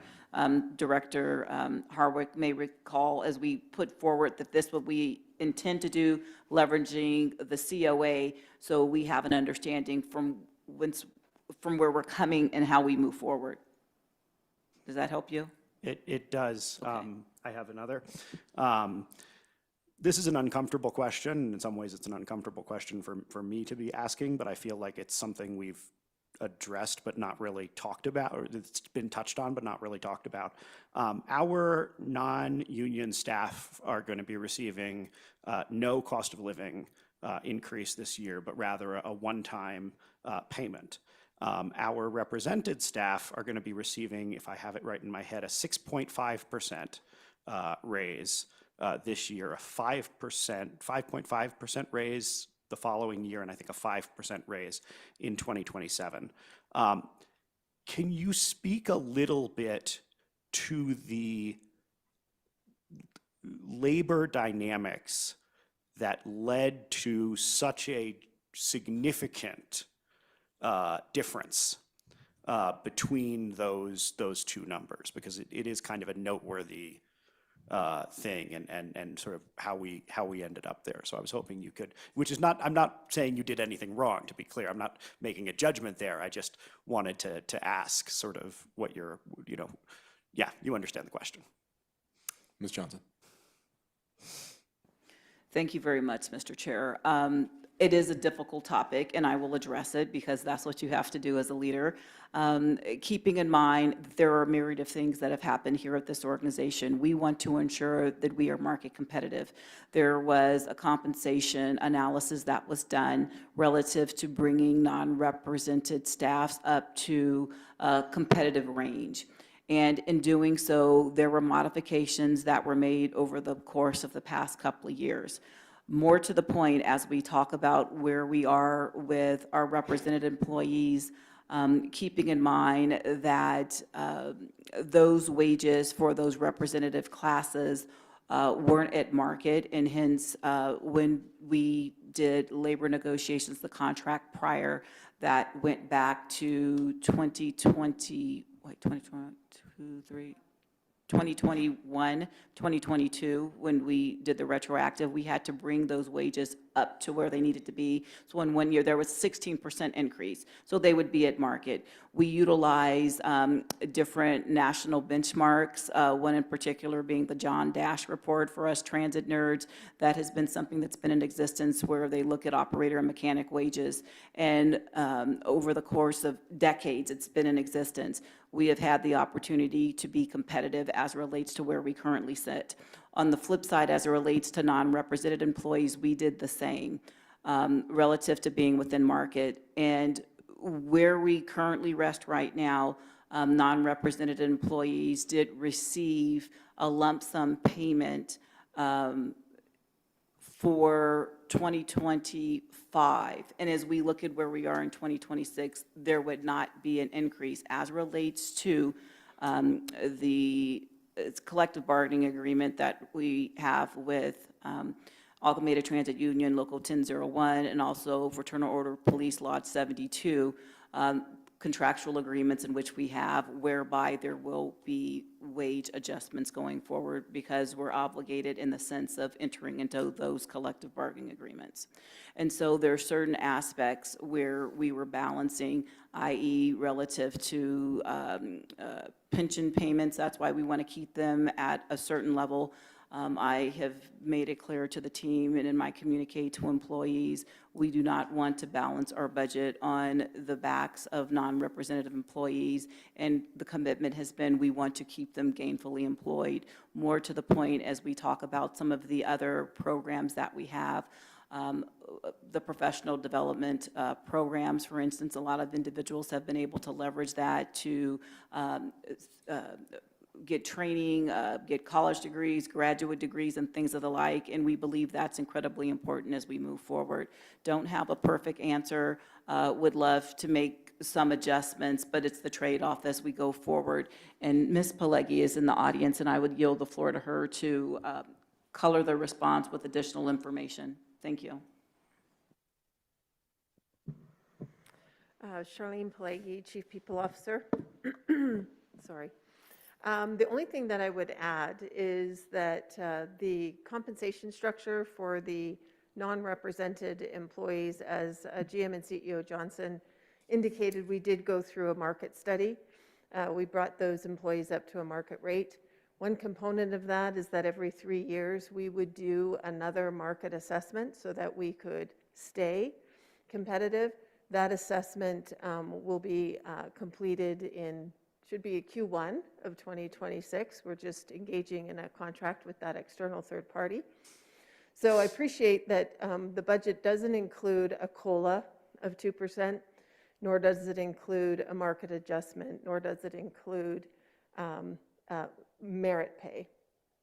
But I want to stress that non-represented, the way we're doing our pay for performance, is it's based on performance. And so there is no automatic assumption that every year there would be a COLA for non-represented or a market adjustment. Those only apply if and when the market indicates that they're necessary, and always with our compensation philosophy that the agency has to be able to, from a fiscal responsibility, afford those changes. Okay. Can I, one more? One more. One more.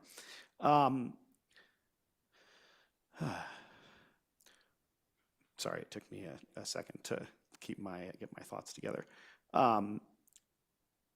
Ms. Mackey, what are if we were going to make cuts from the perspective of trying to do long-term cost containment, i.e.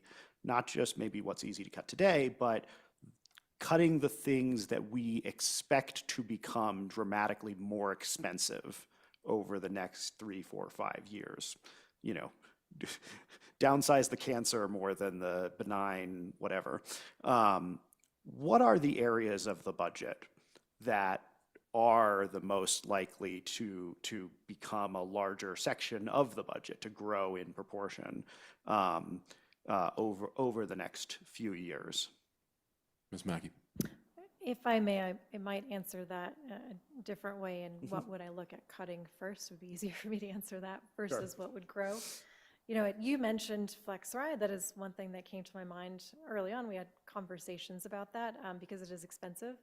There are certain areas that we would look at, utilization, cost per route. In terms of, as Director O'Keefe mentioned, staff, that's not frontline. Right, not focused on service for our customers. That's one area we could certainly look at. You know, my background, I've worked for 3 private equities previously, and we would unfortunately do reductions in force pretty much every year. So, you know, this is an unfortunate practice, so we are thankfully avoiding it at RTD for this next year. but it's, something that we have had conversations about, and we decided for the year of 2026 not to include anything in the proposed budget. So I would look at that. We would, like we're doing that currently, we started a review meeting weekly to go through all expenses that come across my desk and GM CEO Johnson's, including hiring, right? Every hire, is that the right choice to make, and making sure there's more sets of eyes on those decisions. So it's not only about what particular areas. So yes, we could make recommendations of certain areas to cut, which I would not speak to those today. I don't think that would be appropriate.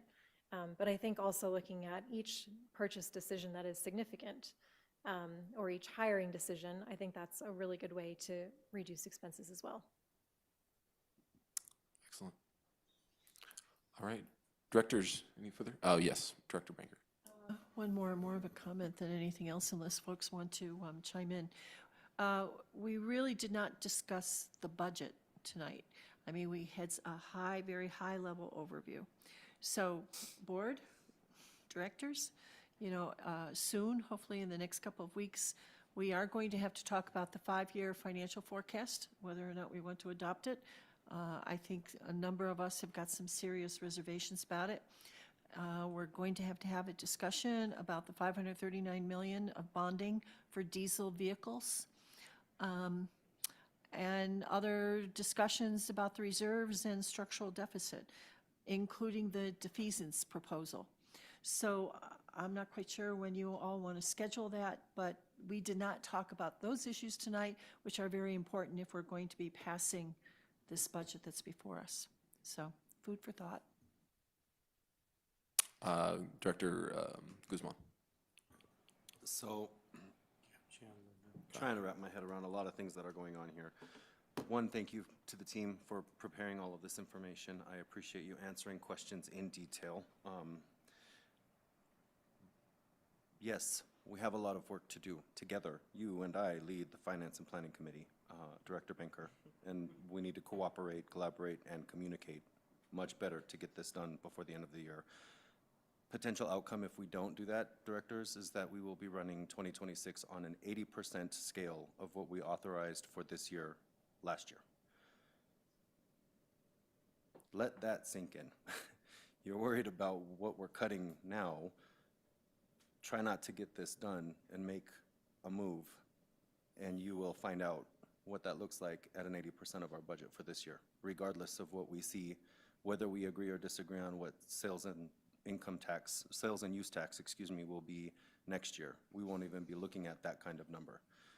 And we will all be in the hot seat next year trying to get it done. With respect to looking at services that might be allowed to be cut by attrition because they're not used or they're highly subsidized by everything else, as a director that is fully inside the city and county of Denver, Denver's sales and use tax supplements and supports everybody's district right now, no matter where you're at, both in land use and in what we pay from the city and county of Denver. So I am not sure that Denver would be really happy to hear that that money's not being used widely and shared the right way. With respect to diesel buses, I'll worry about that when you get rid of your diesel train. I have nothing else to say about that one. That seems like a really unfair political talking point, and I think we need to knock that off and figure out how we serve our paratransit customers when we're talking about vehicles that have to be ordered specially to do this. I also believe that there could be some creative problem solving, and we could look at what the potential is to create a fleet of vans that are retrofitted to do that work rather than going with cutaways, and if that is even possible, within what we do, rather than purchasing vehicles that need to be cut and then retrofitted. Is it possible to work with smaller equipment to be more nimble and efficient that can be branded for RTD? That's not an option that has come to the fore yet. And I don't know how else to be creative with these costs when we're getting hammered at the TLRC disrespectfully by our legislators who should know better than in the people's house to be disrespectful, certainly were, and gave an opinion that is an opinion and not fact based on what they asked for, It seemed truly unfair. So as a director of this board, my fiduciary responsibility of loyalty is to say, there's more to our budget than what people are assuming right now, both in the paper and at the legislature. Thank you for including the state information, because that was a topic of contention. I think it also behooves us to know who's providing buses right now, both electric, hybrid, compressed natural gas, hydrogen, whatever the propulsion system looks like, and then know that there are really two options. It's a 2-year delay in getting those delivered and taking ownership of them, so we have to do this work now. We don't get to delay it, which means we have to make tough decisions. And remember, what you say yes to, you also say no to something else. That is government. We have said yes to a lot for the last couple of years. We also have to recognize the writing on the wall. I am going to again repeat what I have said for 3 years running on this board as a member of the Finance Committee. I don't believe that CU Lead's median dollar amount for what we should expect for sales and use tax is real. I think it's still too rosy. I've said it for 3 years, and for 3 years I have been correct. I would advise we take the low end of their suggestion for the budgeting purposes for next year. And if I am wrong, I will be happily surprised and joyfully authorize allocation of funds next year if that is proven to be an incorrect assumption on my part. But I fully do not expect what the 2026 budget is based on to be realizable based on this year's numbers alone. And even with the 1.2 increase, it won't match up with what's in there. Thank you for your questions. Thank you for the intense conversation around this. Finance and planning happens on a Tuesday night from 5:30 to 7, at least 7:30. It's been going until 9 o'clock recently, and we have a lot to get through. I invite all of you to attend those meetings. You'll get a chance to speak. I will make sure that you get a chance to speak and ask your questions there where it's appropriate to do that before it comes to the full board, because I think your input is needed. But since we don't have the director from District N here, sorry to circle back to the previous thing, if you cut some of those routes that are less used in areas that barely have service, and there are a few people here that might take exception to that comment and that question, without really doing what's fair to the entire district. Remember, you are not just here to represent your own sub-district. We are working together for the betterment of the entire regional transportation district. It is unfair to assume that we can just cut willy-nilly services that we don't deem well used on behalf of the constituents that other directors may represent that require or need those services. And Director Catlin was always very fierce about what was going on in South Jefferson County and making sure that Southwest Jefferson County was understood to be an underserved population within the district. I believe Douglas County has some of those same concerns. I would believe there are parts of Boulder County that have those same concerns right now. Definitely Weld County, northern parts of Adams County, and I'm certain the director to my immediate right would also have the same to say about Aurora and Arapahoe County. Okay? So we need to be careful about how we approach that. And I am saying that as the director with the smallest geographical district who has an incredible wealth of service offered because we have given land from the city in which I serve to house our buses and trains. So don't be too quick to cut in other people's homes that which you do not understand and expect to get more service and more reliability. I think it's just death by 1,000 cuts a different way. Thank you. Thank you. Director Chandler? Thank you very much. I really appreciate all of the presentation. It's been illuminating for sure. Director Baker and I've had many good discussions, and I would like to just reiterate that we do need to make some hard decisions, and part of that, I believe, would also be increasing fares and to some extent and figuring out what additional revenue. I know that the last board voted for the free fare for youth, and I'm not sure where that would lie, but I think those are the kind of hard decisions that need to come up. Free fare for youth was a great project at the time, but I think it was also short-sighted. I also think any of these free fare days would need to be looked at as well, because, you know, when you have someone who's paying their fare whatever that is, I think they have a better investment in the program and the buses themselves and being a good steward of all things. And so I think the object here is to reduce expenses, but also to figure out revenue. And to Director Banker's point, there is a couple of $1 million that are out there that I think we have just kind of let go by because it felt good at the time to have these free fare programs. And to Director Guzman's point, my area has very limited service, but I also understand why it has limited service. And to a certain extent, I'm okay with that because we are mostly sparsely populated and we're farther away from the main hub systems of even the 9-mile park and ride. So, I'm looking at this as a holistic approach to what is best for the agency and not just my own district. But I also think we need to think about the whole fare structure itself. So thank you. Thank you, Director. Director Nicholson. Yeah, so I actually want to commend Director Chandler for what she just said, because proposing a fare increase is not an easy thing to do.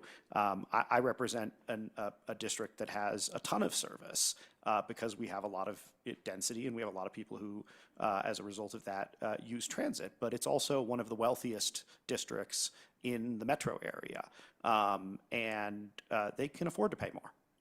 They absolutely can.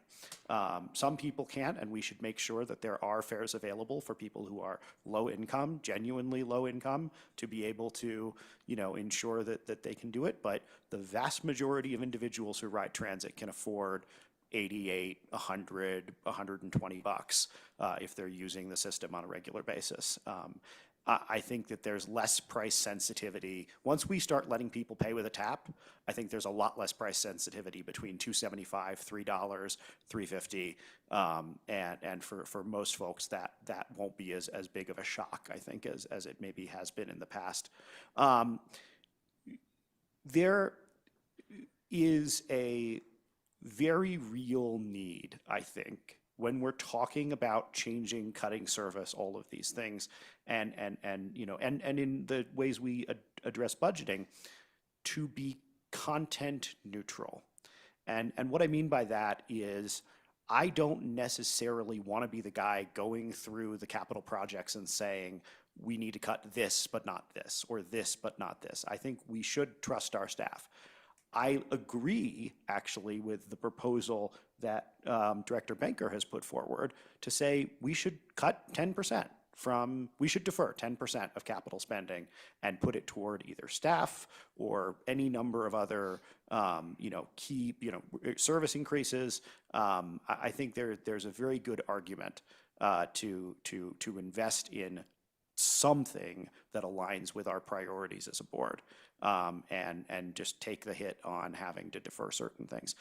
Same thing when it comes to service cuts. I think it's our job not to say, oh, I want to cut this particular route or that particular route, but to say, here are the principles by which, as a board, here's the policy that we can define that should guide staff when they are making these decisions, that should be agnostic of what particular districts or types of service are going to be hit. And so, so I take Director Guzman's points seriously, but I do think there's a way for us to make those sorts of difficult decisions in an unbiased manner that is fair to everybody.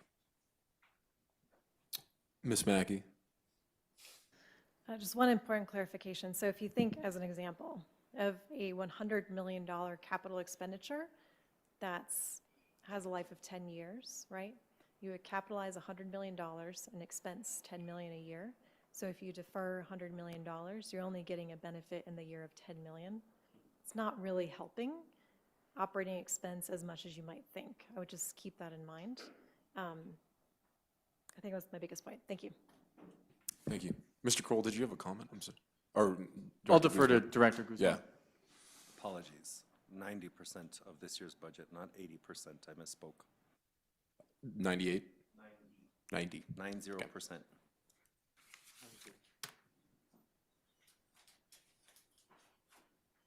Okay, let's wrap it up. I have not gotten to speak, so I'm going to speak. So I think I want to echo just a lot of the things that have been shared today. I have to pinpoint this right now, going off of what First Vice Chair O'Keefe said.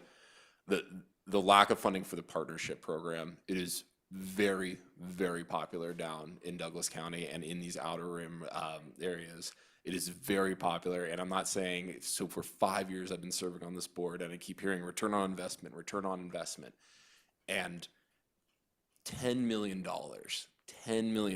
which is just so not insignificant, but for this agency itself, could vastly change and build that trust with our communities down south. And I say that as a microcosm of where I think we're headed based on what we need to do.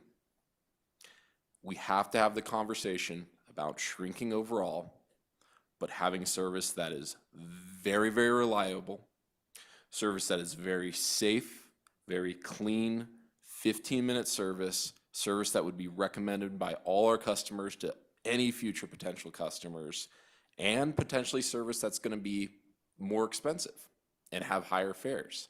I think that's where we're going to, in my layman's opinion, unless we find funding somewhere else.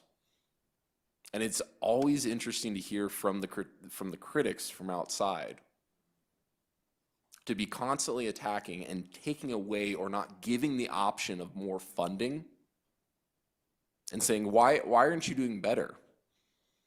That's like my classroom just getting cut over and over again by any financial restraints, and then saying, why aren't the students improving when it comes to their test scores? Or why is it that you don't have the resources to make smarter students or better students? So based on where we're at and based on the creativity that we have to come up with, it is really a conversation of shrinking down the service that we have, the district potentially that we have, based on the restraints that have been given to us. And again, if we're going that way, have the highest quality service, be supporting whatever the popular routes we deem, or going off of what we as a board identify as the criteria of what we're looking into. We have to get creative. I mean, I don't know, do we have to get a liquor license? Are we going to be selling alcohol? I'm being semi-serious here though, but it's the overall theme though of creativity. And that's what we have to go forward with, in the real conversation of when we have so many outside pressures of do better, do better, do better, fund better, fund better. With that being said, are there any further questions or comments? Are there any other matters to discuss? Motion to adjourn. So moved. All right, everyone, we're adjourned at 7:00.